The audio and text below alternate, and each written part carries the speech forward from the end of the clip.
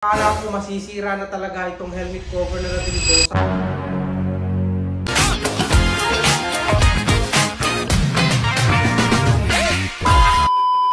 Hi guys! Eto nga, meron tayong bagong Evo helmet dito. Ito na yung magiging personal helmet natin, BXR 8000. Sobrang nagustuhan ko talaga siya guys kasi nyo naman, ang angas talaga tignan. Inalis ko na yung mga sticker niya kasi talagang gagamitin ko na to. Pero syempre guys, lalagyan natin yan ng cover, si Toothless. Sinacrifice ko lang to guys kagabi. Actually, ginupit ko na yung gilid niya para pag tinas natin yung modular, sasama yung helmet cover. Kagabi nilagyan ko lang siya ng mga pandikit na double-sided tape pero tumutuklap siya. Kaya ako masisira na talaga itong helmet cover na nabili ko. Sayang naman, sabi ko. Isip ako ng paraan kung paano ang gagawin para hindi masayang nga itong helmet cover na nabili natin. And yun guys, successful naman yung naisip ko na kung ano-ano naiisip ko talaga guys.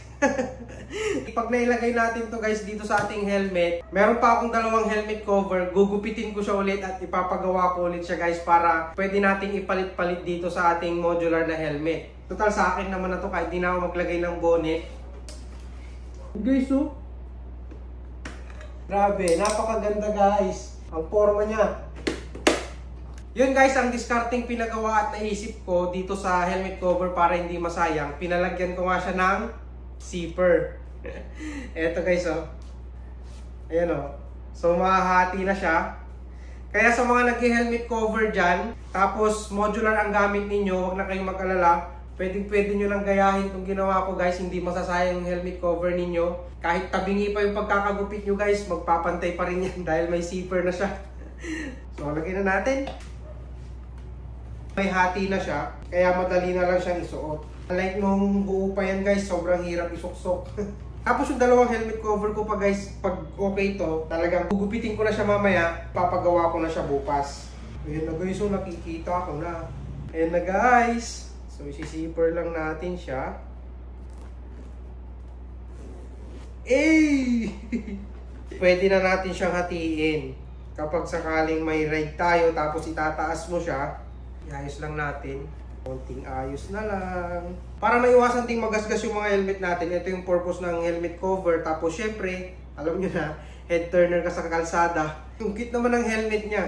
Successful yung paggupit ko dito, hindi naman siya nasayang. Ayan, buo pa rin siya. Suotin natin para makita nyo. Napakaangas. Tignan nyo naman guys. Siyempre, para mabuksan natin yung modular, nandito yung zipper. Bubuksan lang natin yan.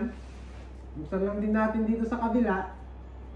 And, tadaan! Ayos! Pwede! Bababa mo lang yan guys. Kunin yung zipper. Kabila din. And, una! Ayos! Guys, na-share ko lang yung ginawa ko dito sa aking modular helmet na merong helmet cover. Guys, baka sakaling naka-modular helmet ka rin tapos naglalagay ka rin ng mga ganitong klaseng helmet cover. Try mong gawin itong ginawa ko, pwede siya. Hindi naman siya masagwang tignan, lalo na kapag nakasara na yung zipper. Pag ganyan, syempre, pangit tignan kasi nakalabas yung kulay ng helmet.